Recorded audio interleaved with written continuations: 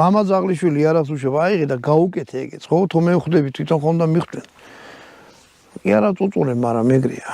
იარა ზემოდან აქ აი აქ წველი გადავტენე აი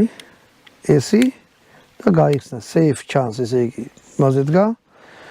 წველზე გახსენი გაისრულე საوجზე აი ესეთი რაღაცა შნელერი ქვია მაგას და ნახეთ რას აკეთებს თუ მარტო ამას ჩამოწევთ აი ეხლა აღარ ისვს ანუ დააყენა მცველზე მცველიდან მოხსნით ან მე აღარაფერი აღარ უნდა გადმოტენო თავიდან და ისე უნდა